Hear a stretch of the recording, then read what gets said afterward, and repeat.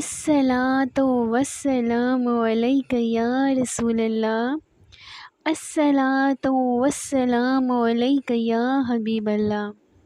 بسم اللہ الرحمن الرحیم۔ السلام علیکم ورحمۃ اللہ وبرکاتہ۔ آپ صلی اللہ علیہ وآلہ وسلم نے فرمایا، اے گروہ قریش، اپنی جانوں کو جہنم سے بچاؤ، اس لیے کہ میں اللہ تعالیٰ کے ہاں تمہارے لیے کچھ نہیں کر سکوں گا۔ میں تمہیں اس زبردست عذاب سے صاف ڈرا رہا ہوں جو تمہارے سامنے ہے۔ میں تم لوگوں کو دو کلمے کہنے کی دعوت دیتا ہوں جو زبان سے کہنے میں بہت ہلکے ہیں لیکن ترازو میں بے حد وزنی ہو۔ ایک، اس بات کی گواہی کہ اللہ کے سوا کوئی عبادت کے لائق نہیں۔ دوسرا یہ کہ میں اللہ کا رسول ہوں۔ اب تم میں سے کون ہے جو میری اس بات کو قبول کرتا ہے؟ آپ کے خاموش ہونے پر ان میں سے کوئی نہ بولا تو آپ صلی اللہ علیہ وآلہ وسلم نے اپنی بات پھر دہرائی۔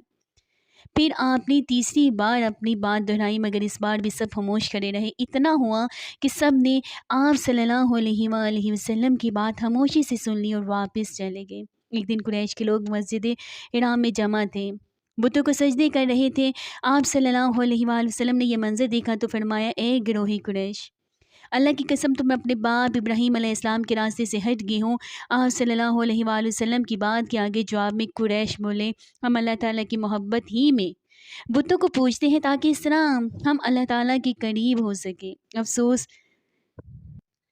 اس پر اور اس موقع پر اللہ تعالیٰ نے ان کی بات کے جواب میں وحی نازل فرمائی۔ ترجمہ آپ فرما دیجئے، اگر تم اللہ تعالیٰ سے محبت رکھتے ہو تو میری پیروی کرو، اللہ تعالیٰ تم سے محبت کرنے لگیں گے اور تمہارے سب گناہوں کو معاف کر دیں گے۔ قریش کو یہ بات بہت ناگوار گزری۔ انہوں نے ابو طالب سے شکایت کی، ابو طالب، تمہارے بھتیجے نے ہمارے معبودوں کو بڑا بلا کہا ہے، ہمارے دین میں عیب نکالے ہیں، ہمیں بے عقل ٹھہرایا ہے، اس نے ہمارے باپ دادا تک کو گمراہ کہا ہے، اس لیے یا تو ہماری طرف سے اب نپٹیے یا ہماری اور اس کے درمیان سے ہٹ جائیے، کیونکہ خود آپ بھی اسی دین پر چلتے ہیں جو ہمارا ہے اور اس کے دین کے آپ بھی خلاف ہیں۔ ابو طالب نے انہیں نرم الفاظ میں یہ جواب دے کر واپس بھیج دیا کہ اچھا، میں انہیں سمجھاؤں گا۔ ادھر اللہ تعالیٰ نے حضرت جبرائیل علیہ السلام کو آپ صلی اللہ علیہ وآلہ وسلم کی خدمت میں بھیجا۔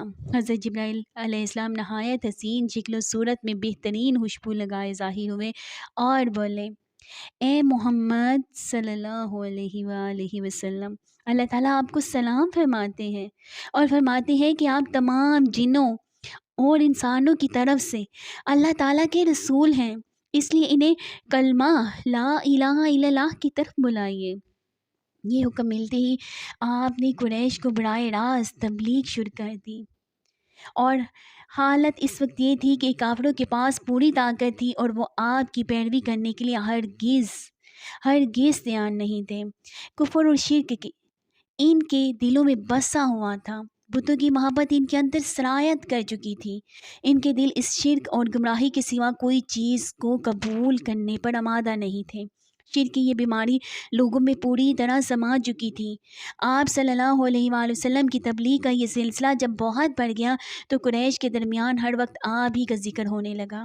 وہ لوگ ایک دوسرے سے بڑھ چڑھ کر آپ سے دشمنی پر اتر آئے، آپ کے قتل کے منصوبے بنانے لگے، یہاں تک سوچنے لگے کہ آپ کا معاشرتی بائیکاٹ کر دیا جائے۔ لیکن یہ لوگ پہلے ایک بار پھر ابو طالب کے پاس گئے اور ان سے بولے، ابو طالب، ہمارے درمیان آپ بڑے قابل، عزت دار اور بلند مرتبہ آدمی ہیں کہ آپ اپنے بھتیجے کو روکیے، مگر آپ نے کچھ نہیں کیا۔ ہم لوگ یہ بات برداشت نہیں کر سکتے کہ ہمارے معبودوں کو اور باپ داداؤں کو بڑا بلا کہا جائے، ہمیں بے عقل کہا جائے۔ آپ انہیں سمجھا لیں، ورنہ ہم آپ سے اور ان سے اس وقت تک مقابلہ کریں گے جب تک کہ دونوں فریقوں میں سے ایک ختم نہ ہو جائے۔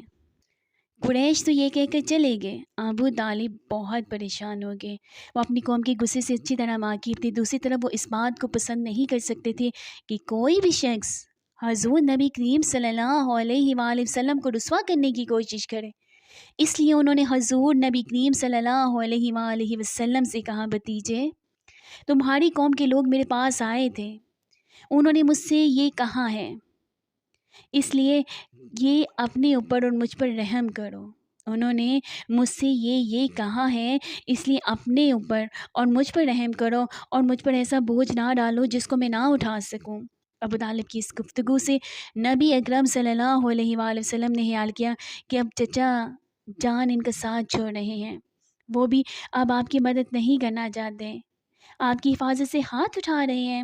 اس لیے آپ صلی اللہ علیہ وآلہ وسلم نے فرمایا، چچا جان اللہ کی قسم، اگر یہ لوگ میرے دائیں ہاتھ پر سورج اور بائیں ہاتھ پر چاند رکھ دیں اور یہ کہیں کہ میں اس کام کو چھوڑ دوں تو بھی ہرگز اسے نہیں چھوڑوں گا، یہاں تک کہ خود اللہ تعالیٰ اس کو ظاہر فرما دے۔ یہ کہتے ہوئے آپ صلی اللہ علیہ وآلہ وسلم کی آواز بھر آ گئی، آپ کی آنکھوں میں آنسو آ گئے، پھر آپ اٹھ کر جانے لگے۔ لیکن اسی وقت ابو طالب نے آپ صلی اللہ علیہ وآلہ وسلم کو پکارا، بھتیجے ادھر آؤ۔ آپ صلی اللہ علیہ وآلہ وسلم ان کی طرف مڑے تو انہوں نے کہا، جاؤ بھتیجے، جو دل چاہے کہو، اللہ کی قسم میں تمہیں کسی حال میں نہیں چھوڑوں گا، اللہ کی قسم میں تمہیں کسی حال میں نہیں چھوڑوں گا۔ جب قریش کو اندازہ ہو گیا کہ ابو طالب آپ کا ساتھ چھوڑنے پر تیار نہیں ہے تو وہ عمارہ بن ولید کو ساتھ لے کر ابو طالب کے پاس آئے اور بولے، ابو طالب، یہ عمارہ بن ولید ہے، قریش کا سب سے زیادہ بہادر، طاقتور اور سب سے زیادہ حسین نوجوان ہے، تم اسے لے کر اپنا بیٹا بنا لو اور اس کے بدلے میں اپنے بھتیجے کو ہمارے حوالے کر دو، اس لیے کہ وہ تمہارے اور تمہارے باپ دادا کے دین کے خلاف جا رہا ہے، اس نے تمہاری قوم میں پھوٹ ڈال دی ہے اور ان کی عقلیں خراب کر دی ہیں، تم اسے ہمارے حوالے کر دو تاکہ ہم اسے قتل کر دیں۔ استغفر اللہ، انسان کے بدلے میں ہم تمہیں انسان دے رہے ہیں۔ قریش کی یہ بہودہ تجویز سن کر ابو طالب نے کہا، اللہ کی قسم یہ ہرگز نہیں ہو سکتا، کیا تم یہ سمجھتے ہو کہ کوئی اونٹنی اپنے بچے کو چھوڑ کر کسی دوسرے بچے کی آرزومند ہو سکتی ہے؟ ان کا جواب سن کر موتم بن عدی نے کہا، ابو طالب، تمہاری قوم نے تمہارے ساتھ انصاف کا معاملہ کیا ہے اور جو بات تمہیں ناپسند ہے اس سے چھٹکارے کے لیے کوشش کی ہے، اب میں نہیں سمجھتا کہ اس کے بعد تم ان کو کوئی اور پیشکش قبول کرو گے۔ جواب میں ابو طالب بولے، اللہ کی قسم انہوں نے میرے ساتھ انصاف نہیں کیا، بلکہ تم سب نے مل کر مجھے رسوا کرنے اور میرے خلاف کر چوٹ کرنے کے لیے یہ سب کچھ کیا ہے، اس لیے اب جو تمہارے دل میں آئے کر لو۔ بعد میں یہ شخص یعنی عمارہ بن ولید حبشہ میں کفر کی حالت میں مرا، اس پر جادو کر دیا گیا۔ اس کے بعد یہ وحشت زدہ ہو کر جنگلوں اور گھاٹیوں میں مارا پھرا کرتا تھا۔ اسی طرح دوسرا شخص موتم بن عدی بھی کفر کی حالت میں مرا۔ غرض جب ابو طالب نے قریش کی یہ پیشکش بھی ٹھکرا دی تو معاملہ حد درجے سنگین ہو گیا۔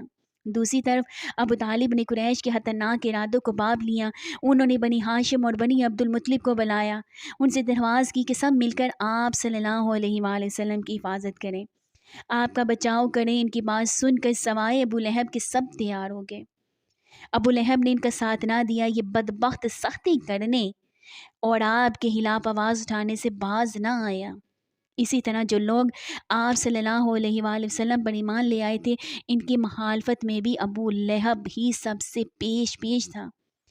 آپ صلی اللہ علیہ وآلہ وسلم کو اور آپ صلی اللہ علیہ وآلہ وسلم کے ساتھیوں کو تکلیف پہنچانے میں بھی یہ قریش سے بڑھ چڑھ کر تھا۔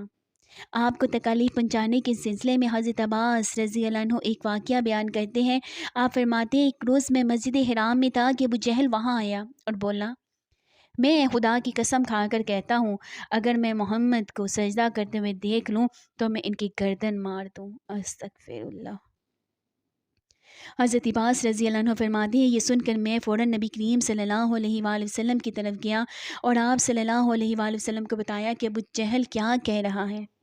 نبی اکرم صلی اللہ علیہ وآلہ وسلم نے یہ سن کر غصے کی حالت میں باہر نکلے اور تیز چلتے مسجد الحرام میں داخل ہو گئے، یہاں تک کہ گزرتے وقت آپ کو دیوار کی رگل لگ گئی۔ اس وقت آپ پر سورہ الگ کی آیت 1 اور 2 پڑھ رہے تھے۔ آپ سورہ الگ کی آیت 1 اور 2 پڑھ رہے تھے۔ ترجمہ، اے پیغمبر، آپ اپنے رب کا نام لے کر قرآن پڑھا کیجئے، وہ جس نے مخلوقات کو پیدا کیا، جس نے انہیں خون کے لوتھڑے سے پیدا کیا۔ تلاوت کرتے ہوئے آپ اس سورت کی آیت 6 تک پہنچ گئے۔ ترجمہ، سچ مچ بے شک کافر آدمی حد سے نکل جاتا ہے، یہاں تک کہ آپ نے سورت کا آخری حصہ پڑھا جہاں سجدے کی آیت ہے، اور اس کے ساتھ ہی آپ صلی اللہ علیہ وآلہ وسلم سجدے میں گر گئے۔ اللہ! اسی وقت کسی نے ابو جہل سے کہا، ابو الحکم، یہ محمد سجدے میں پڑے ہیں صلی اللہ علیہ وآلہ وسلم۔ یہ سنتے ہی ابو جہل فوراً آپ صلی اللہ علیہ وآلہ وسلم کی طرف بڑھا، آپ کے نزدیک پہنچا، لیکن پھر اچانک واپس آ گیا۔ لوگوں نے حیران ہو کر پوچھا، ابو الحکم کیا ہوا؟ جواب میں اس نے اور زیادہ حیران ہو کر کہا، جو میں دیکھ رہا ہوں کیا تمہیں وہ نظر نہیں آ رہا؟ اس کی بات سن کر لوگ اور زیادہ حیران ہوئے اور بولے، تمہیں کیا نظر آ رہا ہے ابو الحکم؟ اس پر ابو جہل نے کہا، مجھے اپنے اور ان کے درمیان آگ کی ایک خندق نظر آ رہی ہے۔ اللہ اکبر! مجھے اپنے اور ان کے درمیان آگ کی ایک خندق نظر آ رہی ہے۔ اسی طرح ایک دن ابو جہل نے کہا، اے گروہ قریش، جیسا کہ تم دیکھ رہے ہو محمد تمہارے دین میں عیب ڈال رہا ہے صلی اللہ علیہ وآلہ وسلم، تمہارے معبودوں کو بڑا کہہ رہا ہے، تمہاری عقلوں کو خراب بنا رہا ہے، اور تمہارے باپ داداؤں کو گالیاں دے رہا ہے۔ اس لیے میں خدا کے سامنے عہد کرتا ہوں کہ کل میں محمد کے لیے اتنا بڑا پتھر لے کر بیٹھوں گا جس کا بوجھ وہ برداشت نہیں کر سکیں گے۔ جو ہی وہ سجدے میں جائیں گے میں وہ پتھر ان کے سر پر دے ماروں گا۔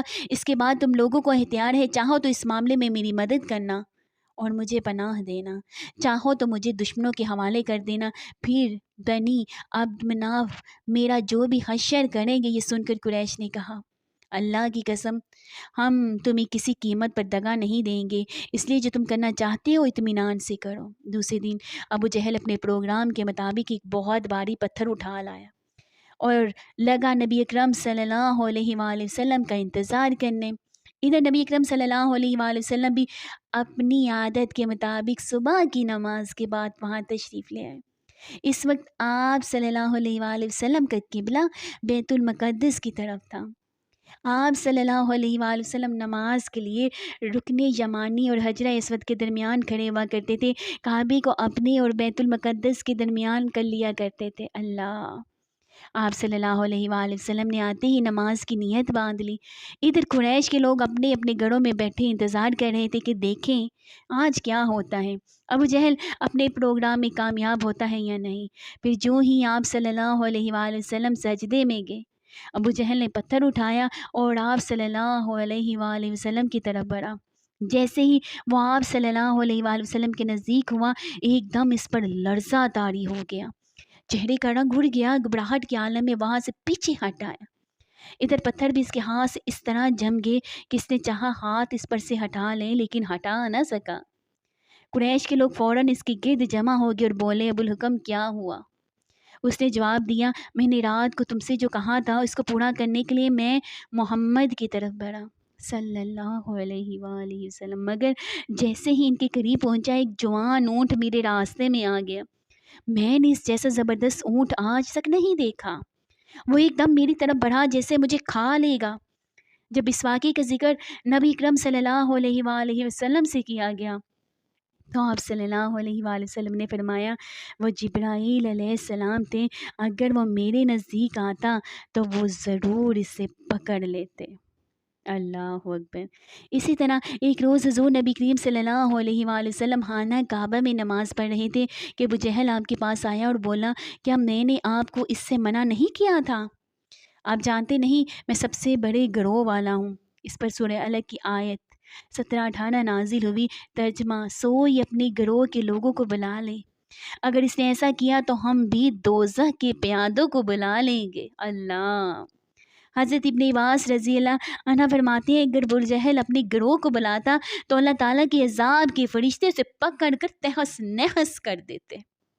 ایک روز ابو جہل حضور نبی کرم صلی اللہ علیہ وآلہ وسلم کے سامنے آیا اور آپ صلی اللہ علیہ وآلہ وسلم سے مخاطب ہوا۔ آپ صلی اللہ علیہ وآلہ وسلم کو معلوم ہے میں بطحہ والوں کا محافظ ہوں اور میں یہاں ایک شریف ترین شخص ہوں۔ اس وقت اللہ تعالیٰ نے سورہ دہان کی آیت 49 نازل فرمائی۔ ترجمہ، چکھ تو بڑا معزز مکرم ہے۔ آیت کا یہ جملہ دوزخ کے فرشتے ابو جہل کو ڈالتے وقت پھٹکارتے ہوئے کہیں گے۔ ابو لہب بھی حضور اکرم صلی اللہ علیہ وآلہ وسلم کی اظہار ثانی میں آگے تھا۔ نبی کریم صلی اللہ علیہ وآلہ وسلم کی تبلیغ میں رکاوٹیں ڈالتا تھا، آپ صلی اللہ علیہ وآلہ وسلم کو بڑا برا کہتا تھا۔ اس کی بیوی جمیل بھی اس کے ساتھ شامل تھی۔ وہ جنگل سے کانٹے دار لکڑیاں کاٹ کر لاتی اور نبی کریم صلی اللہ علیہ وآلہ وسلم کے راستے میں بچھاتی۔ اس پر اللہ تعالیٰ نے سورہ لہب نازل فرمائی۔ اس میں ابو لہب کے ساتھ اس کی بیوی کو بھی عذاب کی خبر دی۔ وہ غصے میں آگ بگولا ہو گیا، پتھر ہاتھ میں لیا آپ صلی اللہ علیہ وآلہ وسلم کی طرف بڑھی۔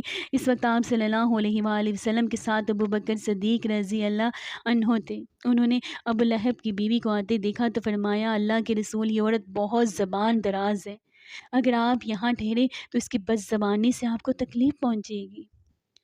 ان کی بات سن کر حضور نبی کریم صلی اللہ علیہ وآلہ وسلم نے فرمایا، ابو بکر فکر نہ کرو، وہ مجھے نہ دیکھ سکے گی۔ اتنے میں وہ جمیل نزدیک پہنچ گئی، اسے وہاں صرف ابو بکر صدیق رضی اللہ عنہ نظر آئے۔ وہ آتے ہی بولی، ابو بکر، تمہارے دوست نے مجھے ذلیل کیا ہے، کہاں ہے تمہارا دوست جو شعر پڑھتا ہے؟ ابو بکر بولے، کیا تمہیں میرے ساتھ کوئی نظر آ رہا ہے؟ کیوں، کیا بات ہے؟ مجھے تو تمہارے ساتھ کوئی نظر نہیں آ رہا۔ انہوں نے پوچھا، تم ان کے ساتھ کیا کرنا چاہتی ہو؟ جواب میں اس نے کہا، میں یہ پتھر اس کے منہ پر مارنا چاہتی ہوں، استغفر اللہ۔ اس نے میری شان میں نزیبہ شعر کہے ہیں۔ وہ سورۃ اللہب کی آیت کو شعر سمجھ رہی تھی۔ اس پر انہوں نے کہا، نہیں، اللہ کی قسم وہ شاعر نہیں ہے، وہ تو شعر کہنا جانتے ہی نہیں ہیں، نہ انہوں نے تمہیں ذلیل کیا ہے۔ یہ سن کر وہ واپس لوٹ گئی۔ بعد میں ابو بکر صدیق رضی اللہ عنہ نے آپ صلی اللہ علیہ وآلہ وسلم سے پوچھے، اے اللہ کے رسول صلی اللہ علیہ وآلہ وسلم، وہ آپ صلی اللہ علیہ وآلہ وسلم کو کیوں نہیں دیکھ سکی؟ آپ صلی اللہ علیہ وآلہ وسلم نے ارشاد فرمایا، ایک فرشتے نے مجھے اپنے پروں میں چھپایا تھا۔ سبحان اللہ۔ آپ صلی اللہ علیہ وآلہ وسلم نے کیا فرمایا تھا؟ مجھے ایک فرشتے نے اپنے پروں میں چھپایا تھا۔ سبحان اللہ۔ ایک روایت کے مطابق آپ صلی اللہ علیہ وآلہ وسلم نے یہ جواب ارشاد فرمایا تھا، میری اور اس کے درمیان ایک آر پیدا کر دی گئی تھی۔ ابو لہب کی ایک بیٹی کا نام عتبہ تھا اور دوسری کا نام عتیبہ تھا۔ اعلان نبوت سے پہلے رسول کریم صلی اللہ علیہ وآلہ وسلم نے اپنی دو بیٹیوں حضرت رقیہ اور حضرت ام کلثوم رضی اللہ عنہما کا نکاح ابو لہب کے ان دونوں بیٹوں سے کر دیا تھا۔ یہ صرف نکاح ہوا تھا، ابھی رخصتی نہیں ہوئی تھی۔ اسلام کا آغاز ہوا اور سورہ لہب نازل ہوئی تو ابو لہب نے غصے میں آ کر اپنے بیٹوں سے کہا، اگر تم محمد صلی اللہ علیہ وآلہ وسلم کی بیٹیوں کو طلاق نہیں دو گے تو میں تمہارا چہرہ نہیں دیکھوں گا۔ چنانچہ ان دونوں نے انہیں طلاق دے دی۔ دیکھا جائے تو آپ صلی اللہ علیہ وآلہ وسلم کی بیٹیوں کے لیے اس میں حکمت تھی، گویا اللہ تعالیٰ نے چاہا کہ یہ پاک صاحب زادیاں عتبہ اور عتیبہ کے ہاں نہ جا سکے۔ اللہ اکبر۔ یہ رشتہ اسلام دشمنی کی بنیاد پر ختم کیا گیا، یعنی آپ دونوں چونکہ نبی کریم صلی اللہ علیہ وآلہ وسلم کی صاحبزادیاں تھیں، اس لیے یہ قدم اٹھایا گیا۔ اس موقع پر عتیبہ نبی اکرم صلی اللہ علیہ وآلہ وسلم کی خدمت میں حاضر ہوا اور اس نے آپ صلی اللہ علیہ وآلہ وسلم کی شان میں گستاخی کی۔ آپ صلی اللہ علیہ وآلہ وسلم صاحبزادیوں کی وجہ سے پہلے ہی غمگین تھے۔ ان حالات میں آپ صلی اللہ علیہ وآلہ وسلم نے اس کے حق میں بد دعا فرمائی، اے اللہ اس پر اپنے کتوں میں سے ایک کتا مسلط فرما دے۔ عتبہ یہ بد دعا سن کر وہاں سے لوٹ آیا۔ اس نے اپنے باپ ابو لہب کو سارا حال سنایا۔ اس کے بعد دونوں باپ بیٹا ایک قافلے کے ساتھ ملک شام کی طرف روانہ ہو گئے۔ راستے میں یہ لوگ ایک جگہ ٹھہرے، وہاں قریب ہی ایک راہب کی عبادت گاہ تھی۔ راہب ان کے پاس آیا، اس نے انہیں بتایا اس علاقے میں جنگلی درندے رہتے ہیں۔ ابو لہب یہ سن کر خوفزدہ ہو گیا۔ نبی کریم صلی اللہ علیہ وآلہ وسلم کی بد دعا یاد آ گئی۔ اس نے قافلے والوں سے کہا، تم لوگ میری حیثیت سے باخبر اور یہ بھی جانتے ہو کہ میرا تم پر کیا حق ہے؟ انہوں نے ایک زبان ہو کر کہا، بے شک ہمیں معلوم ہے۔ ابو لہب یہ سن کر بولا، تب پھر تم ہماری مدد کرو، میں محمد کی بد دعا کی وجہ سے خوفزدہ ہو گیا ہوں، اس لیے تم لوگ اپنا سامان اس عبادت گاہ کی طرف رکھ کر اس پر میرے بیٹے کا بستر لگا دو اور اس کے چاروں طرف تم لوگ اپنا بستر لگا لو۔ ان لوگوں نے ایسا ہی کیا۔ یہی نہیں، انہوں نے اپنے چاروں طرف اپنے اونٹوں کو بھی بٹھا دیے۔ اس طرح عتیبہ ان سب کے عین درمیان میں آ گیا اور وہ سب اس کی پاسبانی کرنے لگے۔ ان تمام احتیاطی تدابیر کے باوجود حضور نبی کریم صلی اللہ علیہ وآلہ وسلم کی پیشن گوئی پوری ہو گئی۔ نصف رات کے قریب ایک شیر وہاں آیا۔ اللہ نصف رات کے قریب ایک شیر وہاں آیا اور سوئے ہوئے لوگوں کو سونگنے لگا۔ ایک ایک کو سونگتے ہوئے وہ آگے بڑھتا رہا یہاں تک وہ لمبی چھلانگ لگا کر رتیبہ تک پہنچ گیا۔ بس پھر کیا تھا، اس نے اسے چیر پھاڑ کر ہلاک کر دیا۔ اللہ اکبر! کیسے ہو سکتا ہے کہ نبی پاک مصطفیٰ صلی اللہ علیہ وآلہ وسلم نے بد دعا دی اور وہ پوری نہ ہو؟ اللہ! تکلیف پہنچانے کا ایک اور واقعہ اس طرح پیش آیا کہ ایک روز آپ صلی اللہ علیہ وآلہ وسلم مسجد الحرام میں نماز پڑھ رہے تھے۔ قریب ہی کچھ جانور ذبح کیے گئے تھے۔ وہ لوگ اپنے بتوں کے نام پر قربانی کرتے تھے۔ ان جانوروں کی ایک اوجری ابھی تک وہیں پڑی تھی، ویسے ہی پڑی تھی۔ ایسے میں ابو جہل نے کہا کہ کوئی شخص ایسا ہے جو اس اوجری کو محمد صلی اللہ علیہ وآلہ وسلم کے اوپر ڈال دے۔ ایک روایت کے مطابق کسی نے کہا، کیا تم یہ منظر نہیں دیکھ رہے ہو؟ تم میں سے کون ہے جو وہاں جائے جہاں فلاں قبیلے نے جانور ذبح کیے ہیں؟ ان کا گوبر، لید، خون اور اوجری وہاں پڑے ہیں۔ کوئی شخص وہاں جا کر گندگی اٹھا لائے اور محمد صلی اللہ علیہ وآلہ وسلم کے سجدے میں جانے کا انتظار کرے۔ پھر جو ہی وہ سجدے میں جائیں وہ شخص گندگی ان کے کندھوں کے درمیان رکھ دے۔ تب مشرکوں میں سے ایک شخص اٹھا، اس کا نام عقبہ بن ابی معیط تھا۔ یہ اپنی قوم میں سب سے زیادہ بدبخت تھا۔ یہ گیا اور اوجری اٹھا لایا۔ جب آپ صلی اللہ علیہ وآلہ وسلم سجدے میں گئے تو اوجری آپ صلی اللہ علیہ وآلہ وسلم پر رکھ دی۔ اس پر مشرکین زور زور سے ہنسنے لگے، یہاں تک کہ وہ ہنسی سے بے حال ہو گئے اور ایک دوسرے پر گرنے لگے۔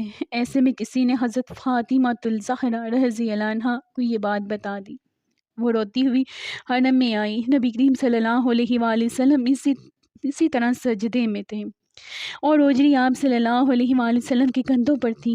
سیدہ فاطمہ رضی اللہ عنہا نے اوجری کو آپ صلی اللہ علیہ وآلہ وسلم پر سے ہٹایا۔ اس کے بعد آپ صلی اللہ علیہ وآلہ وسلم سجدے سے اٹھے اور نماز کی حالت میں کھڑے ہو گئے۔ نماز سے فارغ ہو کر آپ صلی اللہ علیہ وآلہ وسلم نے ان لوگوں کے حق میں بددعا فرمائی، اے اللہ تو قریش کو ضرور سزا دے، اے اللہ تو قریش کو ضرور سزا دے، اے اللہ تو قریش کو ضرور سزا دے۔ قریش جب مارے ہنسی کے لوٹ پوٹ ہو رہے تھے، یہ بددعا سنتے ہی ان کی ہنسی کافور ہو گئی۔ اس بددعا کی وجہ سے وہ دہشت زدہ ہو گئے۔ اس کے بعد آپ نے نام لے کر بھی بددعا فرمائی، اے اللہ تو عمرو بن ہشام کو سزا دے، یعنی ابو جہل کو، عقبہ بن ابی معیط اور امیہ بن خلف کو سزا دے۔ حضرت عبداللہ بن مسعود رضی اللہ عنہ کہتے ہیں، اللہ کی قسم آپ صلی اللہ علیہ وآلہ وسلم نے جن جن قریشیوں کا نام لیا تھا، میں نے انہیں غزوہ بدر میں خاک و خون میں لتھڑا ہوا دیکھا اور پھر ان کی لاشوں کو ایک گڑھے میں پھینک دیا گیا۔ اسی طرح ایک واقعہ حضرت عثمان غنی رضی اللہ عنہ نے اس طرح بیان فرمایا ہے کہ ایک روز نبی کریم صلی اللہ علیہ وآلہ وسلم طواف فرما رہے تھے۔ اس وقت آپ صلی اللہ علیہ وآلہ وسلم کا ہاتھ حضرت ابوبکر صدیق رضی اللہ عنہ کے ہاتھ میں تھا۔ اللہ! حجرہ اسود کے پاس 3 آدمی بیٹھے تھے۔ جب آپ حجرہ اسود کے پاس سے گزرے اور ان کے قریب پہنچے تو ان تینوں نے آپ صلی اللہ علیہ وآلہ وسلم کی ذات بابرکات پر چند جملے کسے۔ ان جملوں کو سن کر آپ صلی اللہ علیہ وآلہ وسلم کو تکلیف پہنچی۔ تکلیف کے سار آپ صلی اللہ علیہ وآلہ وسلم کے چہرے سے ظاہر ہوئے۔ دوسرے پھیرے میں ابو جہل نے کہا، تم ہمیں ان معبودوں کی عبادت کرنے سے روکتے ہو جنہیں ہمارے باپ دادا پوجتے ہیں، لیکن ہم تم سے صلح نہیں کر سکتے۔ جواب میں آپ صلی اللہ علیہ وآلہ وسلم نے فرمایا، میرا بھی یہی حال ہے۔ پھر آپ صلی اللہ علیہ وآلہ وسلم آگے بڑھ گئے۔ تیسرے پھیرے میں بھی انہوں نے ایسا ہی کہا۔ پھر چوتھے پھیرے میں بھی یہ تینوں یکدم آپ صلی اللہ علیہ وآلہ وسلم کی طرف جھپٹے۔ حضرت عثمان رضی اللہ عنہ فرماتے ہیں، ابو جہل نے ایک دم آگے بڑھ کر آپ صلی اللہ علیہ وآلہ وسلم کے کپڑے پکڑنے کی کوشش کی۔ میں نے آگے بڑھ کر ایک گھونسا اس کے سینے پر مارا، اسے وہ زمین پر گر پڑا، اور دوسری طرف سے ابوبکر صدیق رضی اللہ عنہ نے امیہ بن خلف کو دھکیلا۔ تیسری طرف خود حضور نبی اکرم صلی اللہ علیہ وآلہ وسلم نے عتبہ بن ابی معیط کو دھکیلا۔ آخر یہ لوگ آپ صلی اللہ علیہ وآلہ وسلم کے پاس سے ہٹ گئے۔ اس وقت آپ صلی اللہ علیہ وآلہ وسلم نے ارشاد فرمایا، اللہ کی قسم تم لوگ اس وقت تک نہیں مرو گے جب تک اللہ کی طرف سے اس کی سزا نہیں بھگت لو گے۔ تم لوگ اس وقت تک نہیں مرو گے۔ حضرت عثمان رضی اللہ عنہ فرماتے ہیں، یہ الفاظ سن کر ان تینوں میں سے ایک بھی ایسا نہیں تھا جو خوف کی وجہ سے کانپنے نہ لگا ہو۔ اللہ اکبر!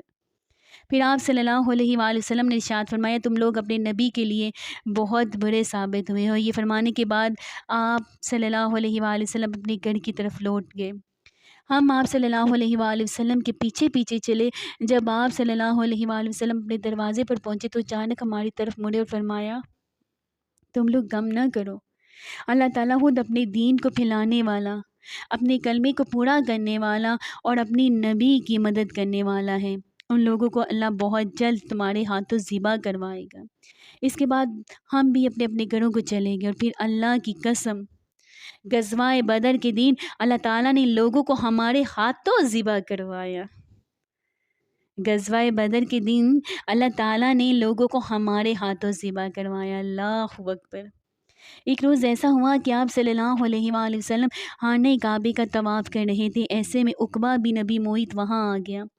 اس نے اپنی چادر اتار کر آپ صلی اللہ علیہ وآلہ وسلم کی گردن میں ڈالی اور اس کو بل دینے لگا۔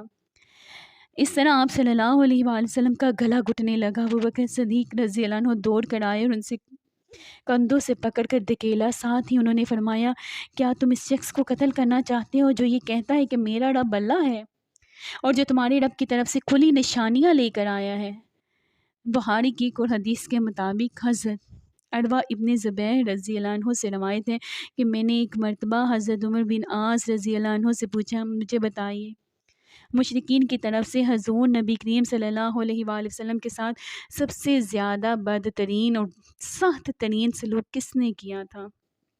جواب میں حضرت عمر بن عاص رضی اللہ عنہ نے فرمایا ایک مرتبہ حضور نبی کریم صلی اللہ علیہ وآلہ وسلم کعبے میں نماز ادا فرما رہے تھے کہ عقبہ بن ابی معیط آیا۔ اس نے آپ صلی اللہ علیہ وآلہ وسلم کی گردن میں کپڑا ڈال کر سے پوری قوت سے آپ کا گلا گھونٹا۔ اس وقت حضرت ابوبکر صدیق رضی اللہ عنہ نے اسے دھکیل کر ہٹایا۔ یہ قول حضرت عمر بن عاص رضی اللہ عنہ کا ہے۔ انہوں نے یہی سب سے سخت برتاؤ دیکھا ہوگا، ورنہ آپ صلی اللہ علیہ وآلہ وسلم کے ساتھ اس سے بھی کہیں زیادہ سخت برتاؤ کیا گیا۔ پھر جب مسلمانوں کی تعداد 38 ہو گئی تو حضرت ابوبکر صدیق رضی اللہ عنہ نے آپ صلی اللہ علیہ وآلہ وسلم سے عرض کیا، اے اللہ کے رسول صلی اللہ علیہ وآلہ وسلم مسجد حرام میں تشریف لے چلیے تاکہ ہم وہاں نماز ادا کر سکیں۔ اس پر آپ صلی اللہ علیہ وآلہ وسلم نے ارشاد فرمایا ابوبکر ابھی ہماری تعداد تھوڑی ہے۔ ابوبکر صدیق رضی اللہ عنہ نے پھر اسی خواہش کا اظہار کیا۔ آخر حضور نبی کریم صلی اللہ علیہ وآلہ وسلم اپنے تمام صحابہ کے ساتھ مسجد الحرام میں پہنچ گئے۔ حضرت ابوبکر صدیق رضی اللہ عنہ نے کھڑے ہو کر خطبہ دیا، لوگوں کو کلمہ پڑھ لینے کی دعوت دی۔ اسی طرح حضرت ابوبکر صدیق رضی اللہ عنہ نے سب سے پہلے شخص ہیں جنہوں نے مجمع میں کھڑے ہو کر اس طرح تبلیغ فرمائی۔ اس خطبے کے جواب میں مشرکین مکہ حضرت ابوبکر صدیق رضی اللہ عنہ اور دوسرے مسلمانوں پر ٹوٹ پڑے اور انہیں مارنے لگے۔ حضرت ابوبکر صدیق رضی اللہ عنہ کو تو انہوں نے سب سے زیادہ مارا پیٹا، مار پیٹ کی انتہا کر دی گئی۔ عقبہ نے تو انہیں اپنے جوتوں سے مارا تھا۔ استغفر اللہ۔ اس میں دوہرا تلا لگا ہوا تھا، اس کے جوتے میں دوہرا تلا لگا ہوا تھا۔ اس نے حضرت ابوبکر صدیق رضی اللہ عنہ کے چہرے پر ان جوتوں سے اتنی ضربیں لگائیں کہ چہرہ لہو لہان ہو گیا۔ ایسے میں حضرت ابوبکر صدیق رضی اللہ عنہ کے قبیلے بنو تمیم کے لوگ وہاں پہنچ گئے۔ انہوں نے دیکھتے ہی مشرکین نے حضرت ابوبکر صدیق رضی اللہ عنہ کو چھوڑ دیا۔ ان لوگوں نے حضرت ابوبکر صدیق رضی اللہ عنہ کو ایک کپڑے پر لٹایا اور بے ہوشی کی حالت میں گھر لے آئے۔ ان سب کو یقین ہو چکا تھا کہ حضرت ابوبکر صدیق رضی اللہ عنہ آج زندہ نہیں بچیں گے۔ اس کے بعد بنو تمیم کے لوگ واپس حرم آئے۔ انہوں نے کہا اللہ کی قسم اگر ابوبکر مر گئے تو عقبہ کو قتل کر دیں گے، اللہ کی قسم اگر حضرت ابوبکر صدیق کو کچھ ہو گیا تو ہم عقبہ کو بھی قتل کر دیں گے، ہم انہیں بھی نہیں چھوڑیں گے۔ یہ لوگ پھر حضرت ابوبکر صدیق رضی اللہ عنہ کے پاس آئے۔ انہوں نے اور حضرت ابوبکر صدیق رضی اللہ عنہ کے والد نے ان سے بار بار بات کرنے کی کوشش کی، لیکن آپ بالکل بے ہوش تھے۔ آخر شام کے وقت کہیں جا کر آپ کو ہوش آئے اور بولنے کے قابل ہوئے۔ انہوں نے سب سے پہلے یہ پوچھا، میرے پیارے حضرت محمد مصطفیٰ صلی اللہ علیہ وآلہ وسلم کا کیا حال ہے؟ گھر میں موجود افراد نے ان کی اس بات کا کوئی جواب نہ دیا۔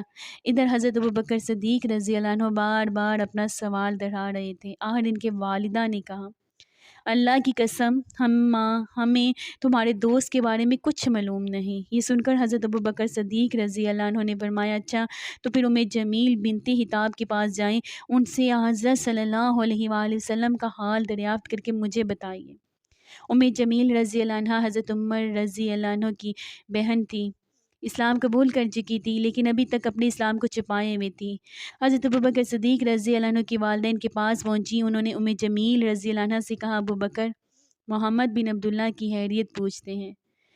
جمیل رضی اللہ عنہ چونکہ اپنے بھائی حضرت عمر رضی اللہ عنہ سے ڈرتی تھی، وہ ابھی تک ایمان نہیں لائے تھے، اس لیے انہوں نے کہا میں نہیں جانتی۔ ساتھ ہی وہ بولی کہ آپ مجھے اپنے ساتھ لے جانا چاہتی ہیں؟ حضرت ابوبکر صدیق رضی اللہ عنہ کی والدہ نے فوراً کہا ہاں۔ اب یہ دونوں وہاں سے حضرت ابوبکر صدیق رضی اللہ عنہ کے پاس آئیں۔ جمیل رضی اللہ عنہ نے ابوبکر صدیق رضی اللہ عنہ کو زخموں سے چور دیکھا تو چیخ پڑی، جن لوگوں نے تمہارے ساتھ یہ سلوک کیا ہے وہ یقیناً فاسق اور بدترین لوگ ہیں، مجھے یقین ہے اللہ تعالیٰ ان سے آپ کا بدلہ لے گا۔ حضرت ابوبکر صدیق رضی اللہ عنہ نے کہا رسول اللہ صلی اللہ علیہ وآلہ وسلم کا کیا حال ہے؟ جمیل رضی اللہ عنہ ایسے لوگوں کے سامنے بات کرتے ہوئے ڈرتی تھی جو بھی ایمان نہیں لائے تھے، چنانچہ بولی یہاں آپ کی والدہ موجود ہے۔ حضرت ابوبکر صدیق رضی اللہ عنہ فوراً بولے ان کی طرف سے بے فکر ہیں، یہ آپ کا راز ظاہر نہیں کرے گی۔ اب جمیل رضی اللہ عنہ نے کہا رسول اللہ صلی اللہ علیہ وآلہ وسلم خیریت سے ہیں؟ ابوبکر صدیق رضی اللہ عنہ نے پوچھا حضور صلی اللہ علیہ وآلہ وسلم اس وقت کہاں ہیں؟ جمیل نے فرمایا دارالارقم میں ہیں۔ یہ سن کر حضرت ابوبکر صدیق رضی اللہ عنہ بولے اللہ کی قسم میں اس وقت تک نہ کچھ کھاؤں گا نہ پیوں گا جب تک کہ میں رسول اللہ صلی اللہ علیہ وآلہ وسلم سے مل نہ لوں۔ ان دونوں نے کچھ دیر انتظار کیا تاکہ باہر سکون ہو جائے۔ آخر یہ دونوں انہیں سہارا دے کر لے چلیں اور دارالارقم پہنچ گئیں۔ جو ہی نبی کریم صلی اللہ علیہ وآلہ وسلم نے حضرت ابوبکر صدیق رضی اللہ عنہ کی یہ حالت دیکھی تو آپ کو بے حد صدمہ ہوا۔ آپ صلی اللہ علیہ وآلہ وسلم نے آگے بڑھ کر حضرت ابوبکر صدیق رضی اللہ عنہ کو گلے سے لگا لی، انہیں بوسہ دیا۔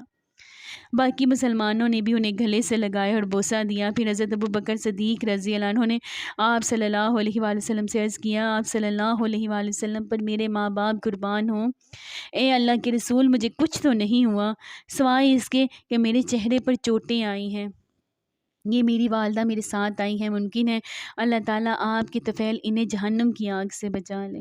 نبی کریم صلی اللہ علیہ وآلہ وسلم نے ان کی والدہ کے لیے دعا فرمائی، پھر انہیں اسلام کی دعوت دی، وہ اسی وقت ایمان لے آئی۔ سبحان اللہ، جسے ابوبکر صدیق رضی اللہ عنہ تمام صحابہ کو بے حد خوشی ہوئی۔ ایک روز صحابہ کرام نبی کریم صلی اللہ علیہ وآلہ وسلم کی گرد جمع تھے۔ ایسے میں کسی نے کہا اللہ کی قسم قریش نے آج تک نبی کریم صلی اللہ علیہ وآلہ وسلم کے علاوہ کسی اور کی زبان سے بلند آواز میں قرآن نہیں سنا، اس لیے تم میں سے کون ہیں جو ان کے سامنے بلند آواز میں قرآن پڑھے؟ یہ سن کر حضرت عبداللہ بن مسعود رضی اللہ عنہ بول اٹھے میں ان کے سامنے بلند آواز سے قرآن پڑھوں گا۔ حضرت عبداللہ بن مسعود رضی اللہ عنہ کی بات سن کر صحابہ نے کہا ہمیں قریش کی طرف سے آپ صلی اللہ علیہ وآلہ وسلم کے بارے میں خطرہ ہے، ہم تو ایسا آدمی چاہتے ہیں جس کا خاندان قریش سے اس کی حفاظت کرتا رہے۔ اس کے جواب میں حضرت عبداللہ بن مسعود رضی اللہ عنہ نے فرمایا تم میری پرواہ نہ کرو، اللہ تعالیٰ خود میری حفاظت فرمائیں گے۔ دوپہر کے بعد حضرت عبداللہ بن مسعود رضی اللہ عنہ بیت اللہ میں پہنچ گئے، آپ مقام ابراہیم کے پاس کھڑے ہو گئے۔ اس وقت قریش اپنے اپنے گھروں میں تھے، اب انہوں نے بلند آواز سے قرآن پڑھنا شروع کیا۔ قریش نے یہ آواز سنی تو کہنے لگے اس غلام ذات کو کیا ہوا؟ کوئی اور بولا محمد جو کلام لے کر آئے ہیں یہ وہی پڑھ رہا ہے۔ یہ سنتے ہی مشرکین ان کی طرف دوڑ پڑے اور لگے انہیں مارنے پیٹنے۔ عبداللہ بن مسعود رضی اللہ عنہ چوٹے کھاتے جاتے تھے، قرآن پڑھتے جاتے تھے، آپ چوٹے کھاتے جاتے تھے، قرآن پڑھتے جاتے تھے، یہاں تک کہ انہوں نے سورت کا زیادہ تر حصہ تلاوت کر ڈالا۔ اس کے بعد وہاں سے اپنے ساتھیوں کے پاس آگے، ان کا چہرہ اس وقت تک لہو لہان ہو چکا تھا۔ ان کی یہ حالت دیکھ کر مسلمان بول اٹھے ہمیں تمہاری طرف سے اس بات کا خطرہ تھا۔ حضرت عبداللہ بن مسعود رضی اللہ عنہ نے فرمایا اللہ کی قسم اللہ کے دشمنوں کو میں نے اپنے لیے آج سے زیادہ ہلکا اور کمزور کبھی نہیں پایا۔ اللہ اکبر، اگر تم لوگ کہو تو کل پھر ان کے سامنے جا کر قرآن پڑھوں، میں قرآن پڑھ سکتا ہوں۔ اس پر مسلمان بولے نہیں، وہ لوگ جس چیز کو ناپسند کرتے ہیں آپ انہیں وہ کافی سنا آئے ہیں۔ کفار کا یہ ظلم و ستم جاری رہا۔ ایسے میں ایک دن حضور نبی کرم صلی اللہ علیہ وآلہ وسلم صفا کی پہاڑی کے پاس موجود تھے۔ ابو جہل آپ کے پاس سے گزرا، اس نے آپ صلی اللہ علیہ وآلہ وسلم کو دیکھ لیا اور لگا گالیاں دینے۔ اس نے آپ صلی اللہ علیہ وآلہ وسلم کے سر پر مٹی بھی پھینکی۔ عبداللہ بن جدعان کی باندی نے یہ منظر دیکھا، پھر ابو جہل آپ کے پاس سے چل کر حرم میں داخل ہوا۔ وہاں مشرکین جمع تھے، وہ ان کے سامنے اپنا کارنامہ بیان کرنے لگا۔ اسی وقت آپ کے چچا حضرت حمزہ رضی اللہ عنہ حرم میں داخل ہوئے۔ یہ اس وقت تک مسلمان نہیں ہوئے تھے، تلوار ان کی کمر سے لٹک رہی تھی۔ وہ اس وقت شکار سے واپس آئے تھے۔ ان کی عادت تھی کہ جب شکار سے لوٹتے تو پہلے حرم جا کر طواف کرتے تھے، پھر گھر جاتے تھے۔ حضرت حمزہ رضی اللہ عنہ حرم میں داخل ہونے سے پہلے عبداللہ بن جدعان کی باندی کے پاس سے گزرے۔ اس نے سارا منظر خاموشی سے دیکھا اور سنا تھا۔ اس نے حضرت حمزہ رضی اللہ عنہ سے کہا، اے حمزہ کچھ خبر بھی ہے؟ ابھی یہاں ابو الحکم بن حشام یعنی ابو جہل نے تمہارے بھتیجے کے ساتھ کیا کیا؟ اس نے تمہارے بھتیجے کے ساتھ کیا سلوک کیا ہے؟ وہ یہاں بیٹھے تھے، ابو جہل نے انہیں دیکھ لیا، انہیں تکالیف پہنچائی، انہیں گالیاں دی، وہ بہت بری طرح پیش آیا۔ آپ کے بھتیجے نے جواب میں سے کچھ بھی نہ کہا۔ ساری بات سن کر حضرت حمزہ رضی اللہ عنہ نے کہا، تم جو کچھ بیان کر رہی ہو کیا یہ تم نے اپنی آنکھوں سے دیکھا ہے؟ اس نے فوراً کہا، ہاں میں نے خود دیکھا ہے۔ یہ سنتے ہی حضرت حمزہ رضی اللہ عنہ جوش میں آ گئے، چہرہ غصے سے تمتما اٹھا، فوراً حرم میں داخل ہوئے۔ وہاں ابو جہل موجود تھا، وہ قریشیوں کے درمیان میں بیٹھا تھا۔ یہ سیدھے اس تک پہنچے، ہاتھ میں کمان تھی، بس وہی کھینچ کر اس کے سر پر دے ماری۔ ابو جہل کا سر پھٹ گیا۔ حضرت حمزہ رضی اللہ عنہ نے اسے کہا، تو محمد کو گالیاں دیتا ہے؟ سن لے، میں بھی اس کا دین اختیار کرتا ہوں، جو کچھ وہ کہتا ہے وہی میں بھی کہتا ہوں، اگر تجھ میں ہمت ہے تو مجھے جواب دے۔ اللہ! ابو جہل ان کی منت سماجت کرتے ہوئے بولا، وہ ہمیں بے عقل بتاتا ہے، ہمارے معبودوں کو بڑا بلا کہتا ہے، ہمارے باپ دادا کے راستے کے خلاف چلتا ہے۔ یہ سن کر حضرت حمزہ رضی اللہ عنہ بولے، اور خود تم سے زیادہ بے عقل اور بے وقوف کون ہوگا جو اللہ کو چھوڑ کر پتھر کے ٹکڑوں کو پوجتے ہوں؟ میں گواہی دیتا ہوں کہ اللہ کے سوا کوئی معبود نہیں، اور میں گواہی دیتا ہوں کہ محمد صلی اللہ علیہ وآلہ وسلم اللہ کے رسول ہیں۔ ان کے یہ الفاظ سن کر ابو جہل کے خاندان میں کچھ لوگ یکدم حضرت حمزہ رضی اللہ عنہ کی طرف بڑھے اور انہوں نے کہا، اب تمہارے بارے میں بھی ہمیں یقین ہو گیا ہے کہ تم بھی بے دین ہو گئے ہو۔ جواب میں حضرت حمزہ رضی اللہ عنہ نے فرمایا، آؤ، کون ہے مجھے اس سے روکنے والا؟ مجھ پر حقیقت روشن ہو گئی ہے، میں گواہی دیتا ہوں کہ وہ اللہ کے رسول ہیں، جو کچھ وہ کہتے ہیں وہ حق ہے، وہ سچ ہے اور سچائی ہے۔ اللہ کی قسم میں انہیں نہیں چھوڑوں گا، اگر تم سچے ہو تو مجھے روک کر دکھاؤ۔ یہ سن کر ابو جہل نے اپنے لوگوں سے کہا، ہٹو، ابو مارا یعنی حضرت حمزہ رضی اللہ عنہ کو چھوڑ دو، میں نے واقعی ان کے بھتیجے کے ساتھ ابھی کچھ برا سلوک کیا تھا۔ وہ لوگ ہٹ گئے۔ حضرت حمزہ رضی اللہ عنہ گھر پہنچے۔ گھر آ کر انہوں نے الجھن محسوس کی، یہ میں قریش کے سامنے کیا کہہ آیا ہوں، میں تو قریش کا سردار ہوں۔ لیکن پھر ان کا ضمیر انہیں ملامت کرنے لگا۔ آخر انہیں شدید الجھن کے عالم میں انہوں نے دعا کی، اے اللہ، اگر یہ سچا راستہ ہے تو میرے دل میں یہ وار ڈال دیں، اور اگر ایسا نہیں ہے تو پھر مجھے اس مشکل سے نکال دیں جس میں گر گیا ہوں۔ اور رات انہوں نے اسی الجھن میں گزاری۔ آخر صبح ہوئی تو حضور نبی کریم صلی اللہ علیہ وآلہ وسلم کے پاس پہنچے۔ آپ صلی اللہ علیہ وآلہ وسلم سے عرض کیا، بھتیجے میں ایسے معاملے میں الجھ گیا ہوں کہ مجھے اس سے نکلنے کا کوئی راستہ ہی سلجھائی نہیں دیتا، اور ایک ایسی صورتحال میں رہنا جس کے بارے میں نہیں جانتا یہ سچائی ہے یا نہیں، بہت سخت معاملہ ہے۔ اس پر نبی کریم صلی اللہ علیہ وآلہ وسلم حضرت حمزہ رضی اللہ عنہ کی طرف متوجہ ہوئے۔ آپ نے انہیں اللہ کے عذاب سے ڈرایا، ثواب کی خوشخبری سنائی۔ آپ کے وعظ و نصیحت کا یہ اثر ہوا کہ اللہ تعالیٰ نے انہیں ایمان کا نور عطا فرما دیا، ایمان کا نور عطا فرما دیا۔ سبحان اللہ! وہ بول اٹھے، ارے بھتیجے، میں گواہی دیتا ہوں کہ تم اللہ کے رسول ہو، میں گواہی دیتا ہوں کہ تم اللہ کے رسول ہو۔ اب تم اپنے دین کو کھل کر پیش کرو، حضرت ابن عباس رضی اللہ عنہ فرماتے ہیں، اس واقعے پر قرآن پاک کی یہ آیت نازل ہوئی۔ ترجمہ: ایسا شخص کہ جو پہلے مردہ تھا، پھر ہم نے اسے زندہ کر دیا، اور ہم نے اسے ایک ایسا نور دے دیا کہ وہ اسے لیے ہوئے چلتا پھرتا ہے۔ سبحان اللہ۔ حضرت حمزہ رضی اللہ عنہ کی ایمان لانے پر حضور نبی کریم صلی اللہ علیہ وآلہ وسلم کو بہت زیادہ خوشی ہوئی۔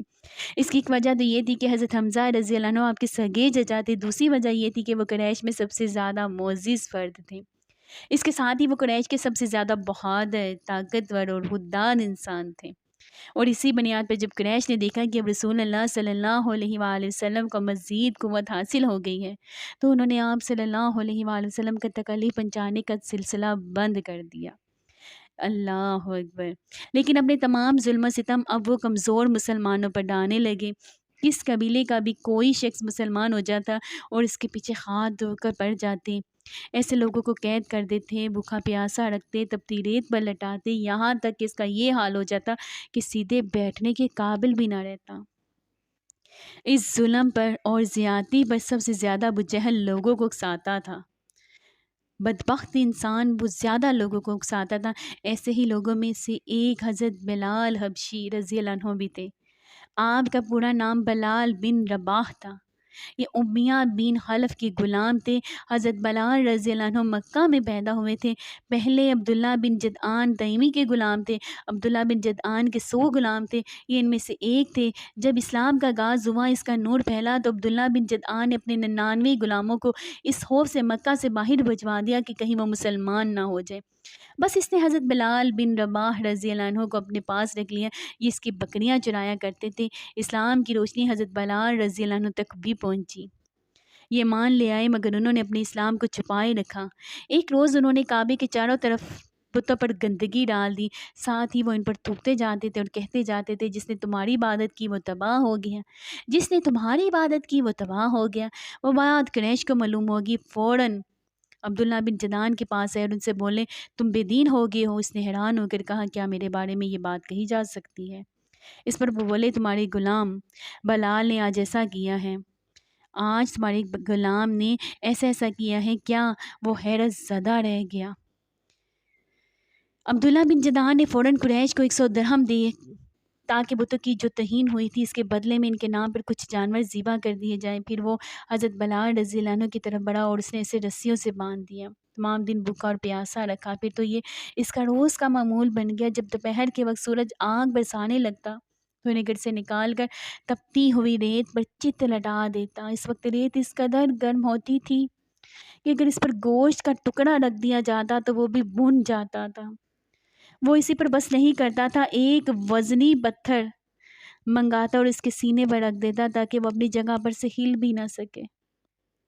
پھر وہ بدبخت ان سے کہتا اب یا تو محمد کی رسالت و پیغمبری سے انکار کر اور لات و عزا کی عبادت کرنا، ورنہ میں تجھے یہاں اسی طرح لٹکائے رکھوں گا یہاں تک کہ تیرا دم نکل جائے گا۔ حضرت بلال رضی اللہ عنہ اس کی بات کے جواب میں فرماتے احد یعنی اللہ تعالیٰ ایک ہے، اس کا کوئی شریک نہیں۔ اللہ تعالیٰ عز و جل جلالہ ایک ہے، اس کا کوئی شریک نہیں۔ جب حضرت بلال رضی اللہ عنہ کسی طرح اسلام سے نہ ہٹے تو تنگ آ کر عبداللہ بن جدعان نے انہیں امیہ بن خلف کے حوالے کر دیا۔ اب یہ شخص ان پر اس سے بھی زیادہ ظلم و ستم ڈالنے لگا۔ ایک روز انہیں اسی قسم کے خوفناک سزائیں دی جا رہی تھی کہ حضور نبی کریم صلی اللہ علیہ وآلہ وسلم اس طرف سے گزرے۔ حضرت بلال رضی اللہ عنہ شدید تکلیف کی حالت میں احد پکار رہے تھے۔ آپ صلی اللہ علیہ وآلہ وسلم نے انہیں اس حالت میں دیکھ کر فرمایا بلال تمہیں یہ احد ہی نجات دلائے گا۔ پھر ایک روز حضرت ابوبکر صدیق رضی اللہ عنہ اس طرف سے گزرے۔ امیہ بن خلف نے انہیں گرم ریت پر لٹا رکھا تھا، سینے پر ایک بھاری پتھر رکھا ہوا تھا۔ انہوں نے یہ دردناک منظر دیکھ کر امیہ بن خلف سے کہا کہ اس مسکین کے بارے میں تمہیں اللہ کا خوف نہیں آتا؟ آخر کب تک تم اسے عذاب دیے جاؤ گے؟ امیہ بن خلف نے جل کر کہا تم ہی نے اسے حرام کیا ہے، اس لیے تم ہی اسے نجات کیوں نہیں دلا دیتے؟ اس کی بات سن کر حضرت ابوبکر صدیق رضی اللہ عنہ بولے میرے پاس بھی ایک حبشی غلام ہے، وہ اسے زیادہ طاقتور ہے اور تمہارے ہی دین پر ہے، میں ان کے بدلے میں تمہیں وہ دے سکتا ہوں۔ یہ سن کر امیہ بولا مجھے یہ سودا منظور ہے۔ یہ سنتے ہی حضرت ابوبکر صدیق رضی اللہ عنہ نے اپنا حبشی غلام اس کے حوالے کر دیا، اس کے بدلے میں حضرت بلال رضی اللہ عنہ کو لے لیا اور آزاد کر دیا۔ سبحان اللہ، کیا خوب سودا ہوا، کیسا پیارا سودا ہوا۔ یہاں یہ بات جان لینی چاہیے کہ حضرت ابوبکر صدیق رضی اللہ عنہ کا حبشی غلام دینا دنیا کے لحاظ سے بہت قیمتی تھا۔ یہ بھی کہا جاتا ہے کہ امیہ بن حلف نے غلام کے ساتھ 10 اوقیہ سونا بھی طلب کیا تھا، اور حضرت ابوبکر صدیق رضی اللہ عنہ نے اس کا یہ مطالبہ بھی مان لیا تھا۔ چنانچہ آپ نے اسے ایک یمنی چادر اور کچھ سونا دیا تھا۔ ساتھ ہی آپ نے امیہ بن حلف سے فرمایا تھا اگر تم مجھ سے 100 اوقیہ سونا بھی طلب کرتے تو بھی میں تمہیں دے دیتا۔ حضرت بلال رضی اللہ عنہ کے علاوہ حضرت ابوبکر صدیق رضی اللہ عنہ نے اور بھی بہت سے غلام مسلمانوں کو خرید کر آزاد فرمایا تھا۔ بہت سے غلام مسلمانوں کو خرید کر آزاد فرمایا کرتے تھے۔ اب یہ وہ مسلمان غلام تھے جنہیں اللہ کا نام لینے کی وجہ سے ظلم کا نشانہ بنایا جا رہا تھا۔ ان میں سے ایک حضرت بلال رضی اللہ عنہ کی والدہ حمامہ رضی اللہ عنہ تھی، ایک عامر بن فہیرہ رضی اللہ عنہ تھے۔ انہیں اللہ کا نام لینے پر بڑے بڑے سخت عذاب دیے جاتے۔ یہ قبیلہ بن تیم کے ایک شخص کے غلام تھے، وہ حضرت ابوبکر صدیق رضی اللہ عنہ کا رشتہ دار تھا۔ آپ نے اپنے رشتہ دار سے خرید کر انہیں بھی آزاد فرمایا۔ ایک صاحب ابو فقیہ رضی اللہ عنہ تھے، یہ صفوان بن امیہ رضی اللہ عنہ کے غلام تھے۔ یہ حضرت بلال رضی اللہ عنہ کے ساتھ ہی مسلمان ہوئے تھے۔ صفوان بن امیہ رضی اللہ عنہ بھی ابتدا میں مسلمانوں کے سخت مخالف تھے۔ وہ فتح مکہ کے بعد اسلام لائے تھے۔ ایک روز انہوں نے حضرت ابو فقیہ رضی اللہ عنہ کو گرم ریت پر لٹا رکھا تھا۔ ایسے میں حضرت ابوبکر صدیق رضی اللہ عنہ اس طرف سے گزرے۔ اس وقت صفوان بن امیہ رضی اللہ عنہ یہ الفاظ کہہ رہے تھے اسے ابھی اور عذاب دو یہاں تک کہ محمد یہاں آ کر اپنے جادو سے اسے نجات دلائیں۔ اسے اتنا عذاب دو کہ یہاں تک کہ محمد یہاں آ کر اپنے جادو سے اسے نجات دلوائیں صلی اللہ علیہ وآلہ وسلم۔ حضرت ابوبکر صدیق رضی اللہ عنہ نے اسی وقت صفوان بن امیہ رضی اللہ عنہ سے انہیں خرید کر آزاد کر دیا۔ اس طرح زنیرہ رضی اللہ عنہ نامی ایک عورت کو مسلمان ہونے کی بنیاد پر اس قدر خوفناک سزائیں دی گئیں کہ وہ بے چاری اندھی ہو گئی۔ ایک روز ابو جہل نے ان سے کہا جو کچھ تم پر بیت رہی ہے یہ سب لات و عزا کر رہے ہیں۔ یہ سنتے ہی زنیرہ رضی اللہ عنہ نے کہا ہرگز نہیں، اللہ کی قسم لات عزا نہ کوئی نفع پہنچا سکتے ہیں نہ کوئی نقصان۔ یہ جو کچھ ہو رہا ہے آسمان والی کی مرضی سے ہو رہا ہے۔ میرے پروردگار کو یہ بھی قدرت ہے کہ وہ مجھے میری آنکھوں کی روشنی لٹا دے۔ دوسرے دن وہ صبح اٹھی تو ان کی آنکھوں کی روشنی اللہ تعالیٰ نے لٹا دی تھی۔ سبحان اللہ، اللہ تعالیٰ نے ان کی روشنی لٹا دی تھی۔ اس بات کا جب کافروں کو پتہ چلا تو وہ بول اٹھے یہ محمد کی جادوگری ہے۔ استغفر اللہ، وہ محمد صلی اللہ علیہ وآلہ وسلم کو جادوگر جانتے تھے، کہتے تھے استغفر اللہ۔ حضرت ابوبکر صدیق رضی اللہ عنہ نے بھی انہیں بھی خرید کر آزاد کر دیا تھا۔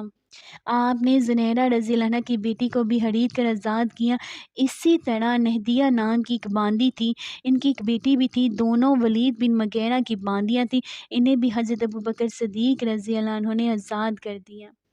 عامر بن فہیرہ کی بہن اور ان کی والدہ بھی ایمان لے آئی تھی، یہ حضرت عمر کے مسلمان ہونے سے پہلے ان کی باندیاں تھیں۔ حضرت ابوبکر صدیق رضی اللہ عنہ نے بھی انہیں بھی خرید کر آزاد کر دیا تھا۔ ایمان لانے والے جن لوگوں پر ظلم ڈھائے گئے ان میں سے ایک حضرت خباب بن ارت رضی اللہ عنہ بھی تھے۔ کافروں نے انہیں اسلام سے پھیرنے کی کوششیں کی مگر یہ ثابت قدم رہے۔ انہیں جاہلیت کے زمانے میں گرفتار کیا گیا تھا، پھر انہیں ایک عورت انمار نے خرید لیا تھا۔ یہ ایک لوہار تھے، نبی اکرم صلی اللہ علیہ وآلہ وسلم نے ان کی دلجوئی فرماتے تھے، ان کے پاس تشریف لے جایا کرتے تھے۔ جب یہ مسلمان ہو گئے اور انمار کو یہ بات معلوم ہوئی تو اس نے انہیں بہت خوفناک سزائیں دی۔ وہ لوہے کا کڑا لے کر آگ میں گرم کرتی، خوب سرخ کرتی، پھر اس کو حضرت خباب رضی اللہ عنہ کے سر پر رکھ دیتی۔ آخر حضرت خباب رضی اللہ عنہ نے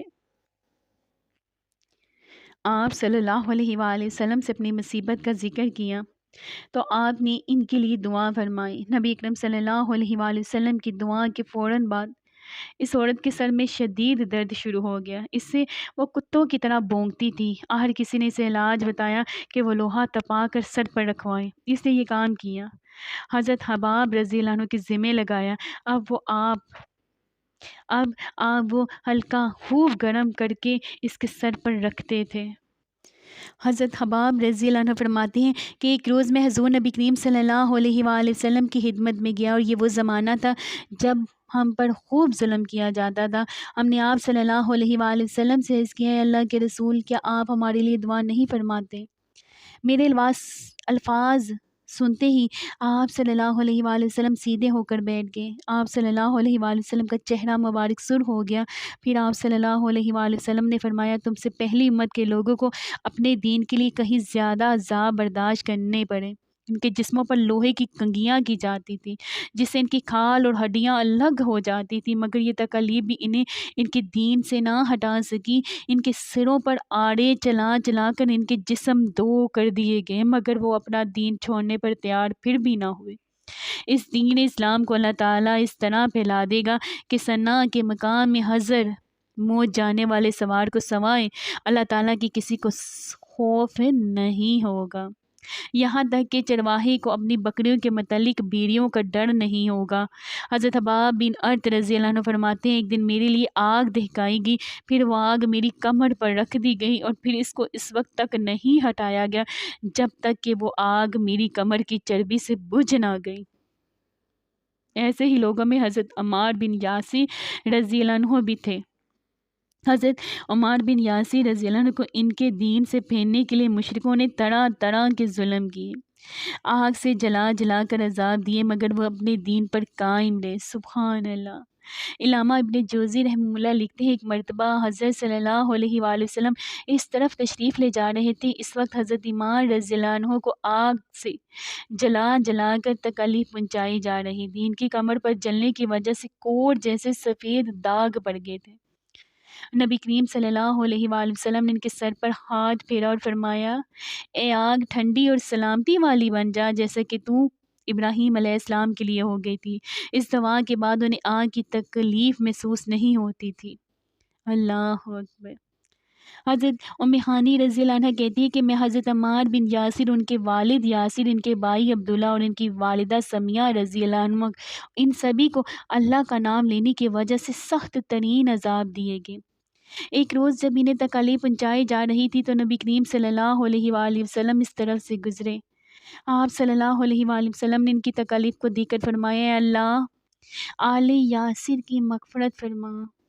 ان کی والدہ سمیہ رضی اللہ عنہ کو ابو جہل کے چچا حذیفہ بن ابن مغیرہ نے ابو جہل کے حوالے کر دیا۔ یہ اس کی باندھی تھی، ابو جہل نے انہیں نیزہ مارا، اس سے وہ شہید ہو گئی۔ اس طرح اسلام میں انہیں سب سے پہلی شہید ہونے کا اعزاز حاصل ہوا۔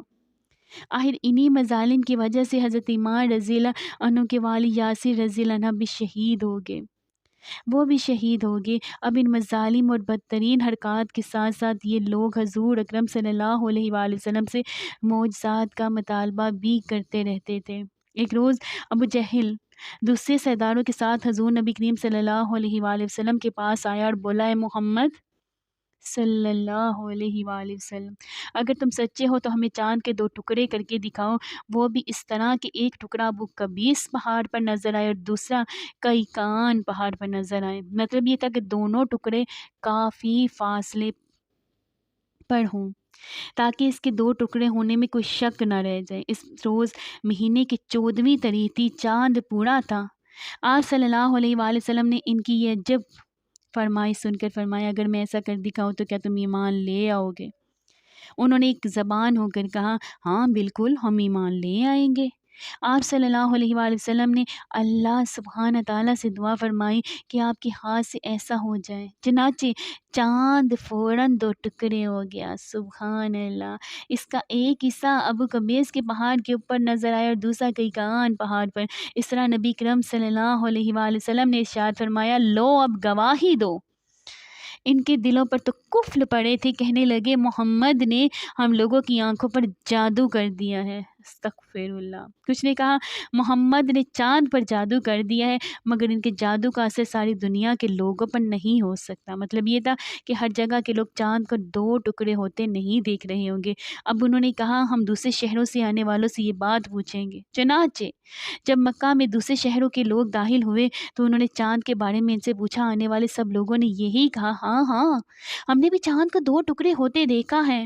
یہ سنتے ہی مشرک بول اٹھے، بس پھر تو یہ عام جادو ہے، اس کا اثر سب پر ہوا ہے۔ کچھ نے کہا یہ کیسا جادو ہے جس سے جادوگر بھی متاثر ہوئے ہیں، یعنی جادوگروں کو بھی چاند دو ٹکڑے نظر آیا ہے۔ اس پر اللہ تعالیٰ نے سورہ قمر کی آیات نازل فرمائی، ترجمہ: قیامت نزدیک آ پہنچی اور چاند شک ہو گیا، اور یہ لوگ کوئی موزہ دیکھتے ہیں تو ٹال دیتے ہیں اور کہتے ہیں یہ جادو ہے جو ابھی ختم ہو جائے گا۔ مختلف قوموں کی طریق سے یہ بات ثابت ہوتی ہے کہ چاند کا دو ٹکڑے ہونا صرف مکہ میں نظر نہیں آیا تھا، بلکہ دوسرے ملکوں میں بھی ان کا مشاہدہ کیا گیا تھا۔ اسی طرح ایک دن مشرکین نے کہا، اگر آپ واقعی نبی ہیں تو ان پہاڑوں کو ہٹا دیجئے جن کی وجہ سے ہمارا شہر تنگ ہو رہا ہے، تاکہ ہماری آبادیاں پھیل کر بس جائیں، اور اپنے رب سے کہہ کر ایسی نہریں جاری کروا دے جیسے شام اور عراق میں ہیں، اور ہمارے باپ دادوں کو دوبارہ زندہ کرا کے دکھائیں۔ ان دوبارہ زندہ کرنے والوں میں قصاب انقلاب ضرور ہوں، اس لیے کہ وہ نہایت دانا اور عقل مند بزرگ تھا۔ ہم اسے پوچھیں گے، آپ جو کچھ کہتے ہو سچ ہے یا جھوٹ ہے؟ اگر ہمارے ان بزرگوں نے آپ صلی اللہ علیہ وآلہ وسلم کی تصدیق کر دی اور آپ صلی اللہ علیہ وآلہ وسلم نے ہمارے یہ مطالبے پورے کر دیے، تو ہم آپ صلی اللہ علیہ وآلہ وسلم کی نبوت کا اقرار کر لیں گے اور جان لیں گے کہ آپ صلی اللہ علیہ وآلہ وسلم واقعی اللہ کی طرف سے بھیجے ہوئے ہیں۔ اللہ تعالیٰ نے آپ صلی اللہ علیہ وآلہ وسلم کو ہماری طرف رسول بنا کر بھیجا ہے، جیسا کہ آپ صلی اللہ علیہ وآلہ وسلم دعویٰ کرتے ہیں۔ ان کی یہ باتیں سن کر نبی کریم صلی اللہ علیہ وآلہ وسلم نے ارشاد فرمایا، مجھے ان باتوں کے لیے تمہاری طرف رسول بنا کر نہیں بھیجا گیا، بلکہ تمہیں اس مقصد کے لیے بھیجا گیا ہے کہ ایک اللہ کی عبادت کرو۔ ایک مشرک کہنے لگا، آپ اس طرح کھانا کھاتے ہیں جس طرح ہم کھاتے ہیں، اسی طرح بازاروں میں چلتے ہیں جس طرح ہم چلتے ہیں، ہماری طرح ہی زندگی کی ضروریات پوری کرتے ہیں، ہماری طرح ہی سب کچھ کرتے ہیں، لہٰذا آپ کو کیا حق ہے کہ نبی کہہ دیں، کہ نبی کہہ کر خود کو نمایاں کریں، اور یہ کہ آپ کے ساتھ کوئی فرشتہ کیوں نہیں اترا جو آپ کی تصدیق کرتا ہے۔ اس پر اللہ تعالیٰ نے سورہ فرقان کی آیت نمبر 7 نازل فرمائی، ترجمہ: اور یہ کافی لوگ رسول اللہ صلی اللہ علیہ وآلہ وسلم کی نسبت یوں کہتے ہیں کہ اس رسول کو کیا ہو گیا ہے، کہ وہ ہماری طرح کھانا کھاتا ہے اور بازاروں میں چلتا پھرتا ہے، اس کے ساتھ کوئی فرشتہ کیوں نہیں بھیجا گیا ہے کہ وہ اس کے ساتھ رہ کر ڈرایا کرتا، اس کے پاس غیب سے کوئی خزانہ آ پڑتا، یا اس کے پاس کوئی غیبی باغ ہوتا جسے یہ کھایا کرتا۔ اور ایمان لانے والوں سے یہ ظالم لوگ یہ بھی کہتے ہیں کہ تم تو ایک بے عقل آدمی کی راہ پر چل رہے ہو۔ پھر جب انہوں نے یہ کہا کہ اللہ تعالیٰ کی ذات اس سے بہت بلند ہے کہ وہ ہم ہی میں سے ایک بندے کو رسول بنا کر بھیجے، تو اس پر اللہ تعالیٰ نے سورہ یونس کی آیت نازل فرمائی، ترجمہ: کیا ان مکہ کے لوگوں کو اس بات پر تعجب ہوا کہ ہم نے ان میں سے ایک شخص کے پاس وحی بھیج دی کہ سب آدمیوں کو اللہ کے احکامات کے خلاف چلنے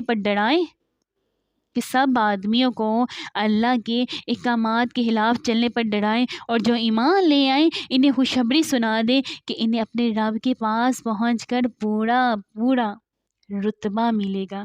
اس کے بعد ان لوگوں نے آپ صلی اللہ علیہ وآلہ وسلم سے کہا، ہم پر آسمان کے ٹکڑے ٹکڑے کر کے گرا دو، جیسا کہ تمہارا دعویٰ ہے کہ تمہارا رب جو چاہے کر سکتا ہے۔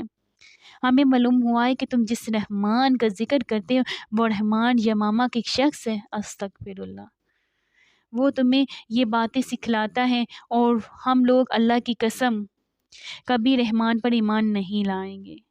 یہاں رحمان سے ان لوگوں کی مراد یمامہ کے ایک یہودی کاہن سے تھی۔ اس بات کے جواب میں اللہ تعالیٰ نے سورہ رعد کی آیت 30 نازل فرمائی، ترجمہ فرما دیجئے کہ وہی میرا مربی اور نگہبان ہے، اس کے سوا کوئی عبادت کے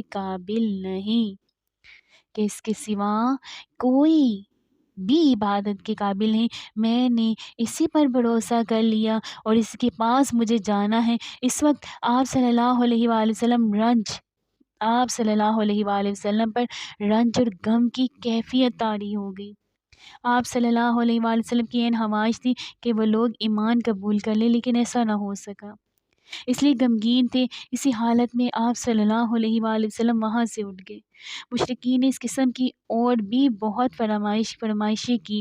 کبھی وہ کہتے صفا پہاڑ کو سونے کا بنا کر دکھائیں، کبھی کہتے سیڑھی کے ذریعے آسمان پر چڑھ کے دکھائیں اور فرشتوں کے ساتھ واپس آئیں۔ ان کی تمام باتوں کے جواب میں اللہ تعالیٰ نے حضرت جبرائیل علیہ السلام کو آپ صلی اللہ علیہ وآلہ وسلم کی خدمت اقدس میں بھیجا۔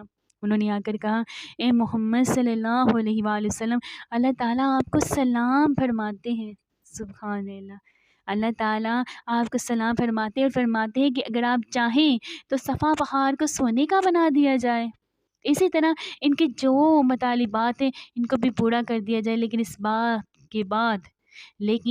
کے بعد بھی اگر یہ لوگ ایمان نہ لائیں تو پھر سابقہ قوموں کی طرح ان پر ہولناک عذاب نازل ہوگا، ایسا عذاب کہ آج تک کسی قوم پر نازل نہیں ہوا ہوگا۔ اور اگر آپ ایسا نہیں چاہتے تو میں ان پر رحمت اور توبہ کا دروازہ کھلا رکھوں گا۔ یہ سن کر آپ صلی اللہ علیہ وآلہ وسلم نے عرض کیا، باری تعالیٰ آپ اپنی رحمت اور توبہ کا دروازہ کھلا رکھیں۔ دراصل آپ صلی اللہ علیہ وآلہ وسلم جانتے تھے قریش کے یہ مطالبات جو ہیں، قریش کے مطالبات جہالت کی بنیاد پر ہیں۔ یہ سب جہالت کی بنیاد پر ہیں، کیونکہ یہ لوگ رسولوں کو بیچنے کی حکمت کو نہیں جانتے تھے۔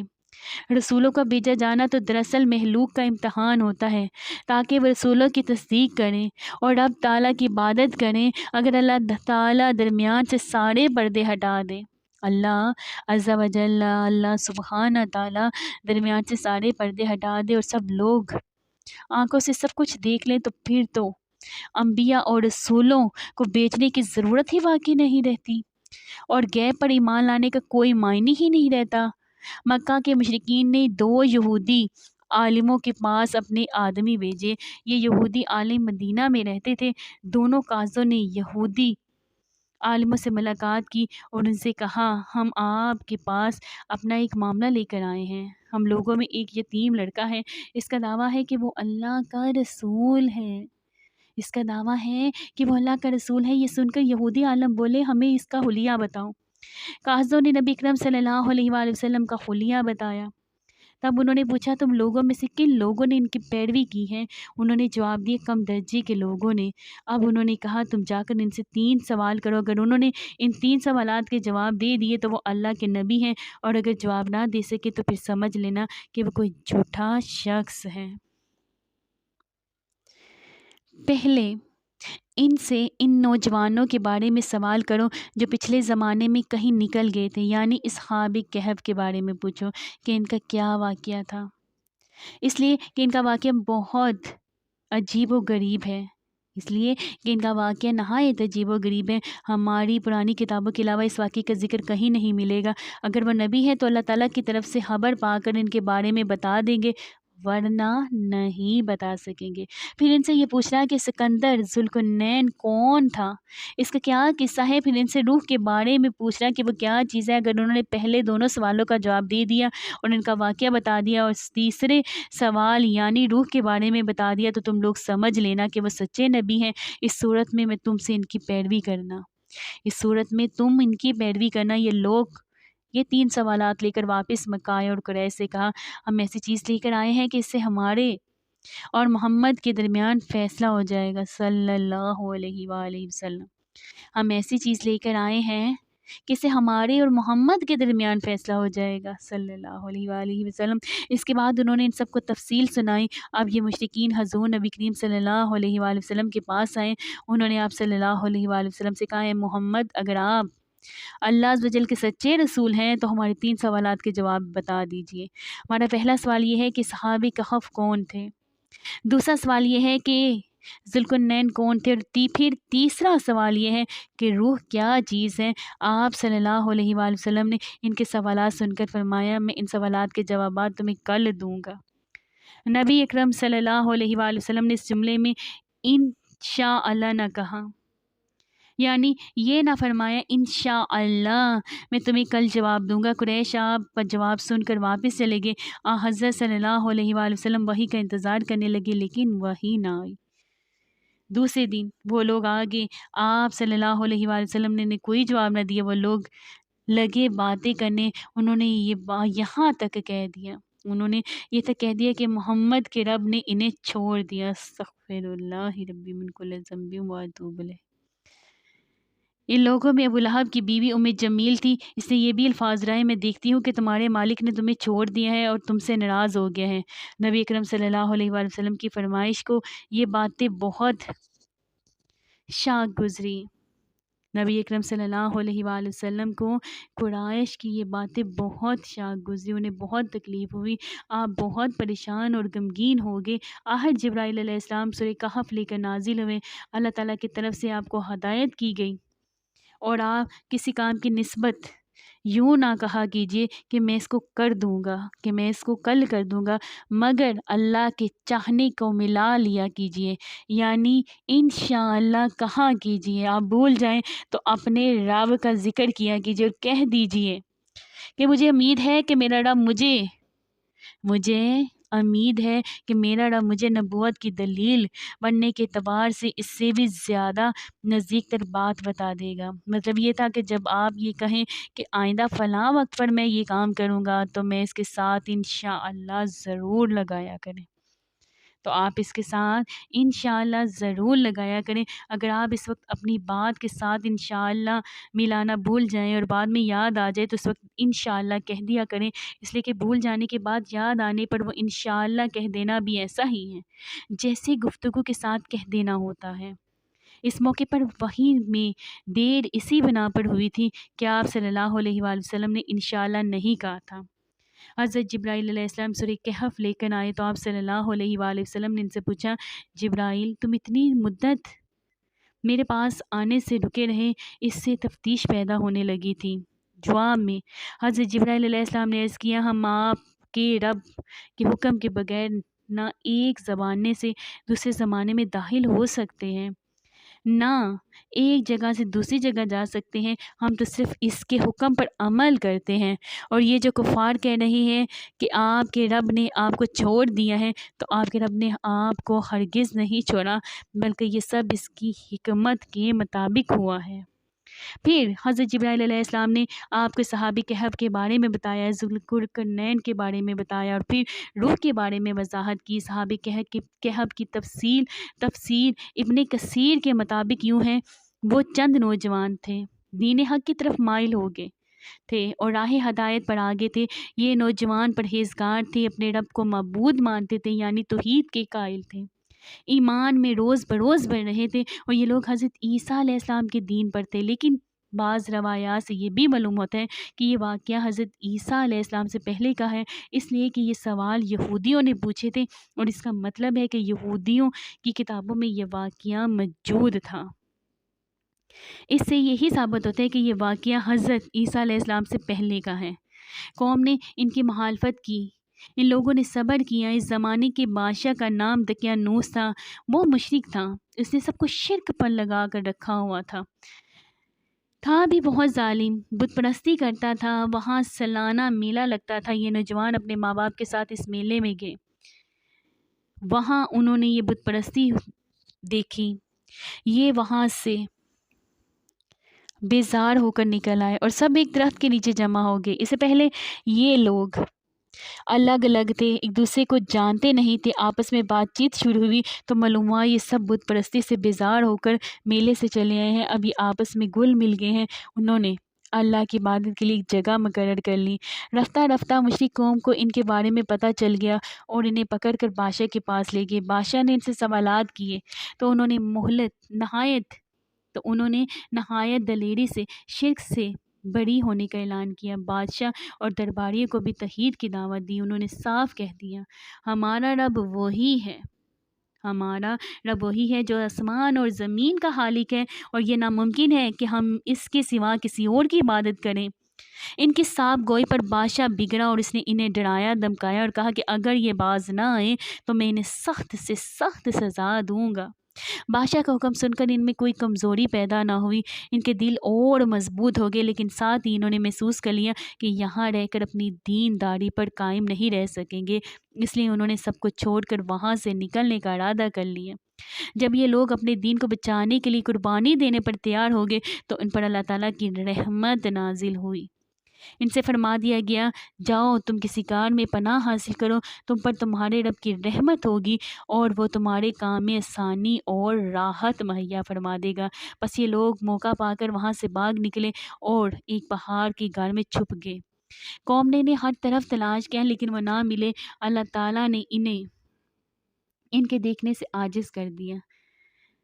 بالکل اسی قسم کا واقعہ حضور نبی کریم صلی اللہ علیہ وآلہ وسلم کے ساتھ پیش آیا تھا جب آپ نے حضرت ابوبکر صدیق رضی اللہ عنہ کے ساتھ غار ثور میں پناہ لی تھی، لیکن مشرکین غار کے منہ تک آنے کے باوجود آپ صلی اللہ علیہ وآلہ وسلم کو دیکھ نہیں سکے تھے۔ اس واقعے میں بھی چند روایات میں تفصیل اس طرح ہے کہ بادشاہ کے آدمیوں نے ان کا تعاقب کیا تھا اور غار تک پہنچ گئے تھے، لیکن غار میں وہ لوگوں کو نظر نہیں آئے تھے۔ قرآن کریم کا اعلان ہے کہ اس غار میں صبح شام دھوپ آتی جاتی تھی۔ یہ غار کس شہر کی کس پہاڑ میں ہے یہ یقینی طور پر کسی کو معلوم نہیں۔ پھر اللہ تعالیٰ نے ان پر نیند طاری کر دی۔ اللہ تعالیٰ نے انہیں کروٹیں بدلواتے رہے۔ ان کا کتا بھی غار میں ان کے ساتھ تھا۔ اللہ تعالیٰ نے جس طرح اپنی قدرتی کاملہ سے انہیں سلا دیا تھا اسی طرح انہیں جگایا۔ وہ 309 سال تک سوتے رہے تھے۔ 309 سال تک سوتے رہے تھے۔ اب 309 سال بعد جاگے تو بالکل ایسے تھے جیسے ابھی کل ہی سوئے تھے۔ اگر آپ کو میری ویڈیو اچھی لگی تو پلیز اس کو لائک کریں، میرے چینل کو سبسکرائب کریں، اور میں دعا کرتی ہوں کہ آپ جہاں کہیں رہیں ہمیشہ ہنس سے مسکراتے رہیں، سدا شاد و آباد رہیں۔ اللہ پاک نے ہمیں ایمان والی زندگی دی ہے، اللہ پاک ہمیں ایمان پر موت بھی عطا کرے۔ اللہ پاک ہمیں سنتے رسول پر چلنے کی توفیق عطا کرے اور قرآن پاک پر عمل کرنے کی توفیق عطا فرمائے۔ اللہ رب العزت ہمیں اور ہماری اولادوں کو اپنے پیارے اور فرما بردار بندوں میں شامل کر دے۔ آمین ثم آمین یا رب العالمین۔ ملتی ہوں پھر آپ کے ساتھ نیکسٹ ویڈیو میں۔ فی امان اللہ۔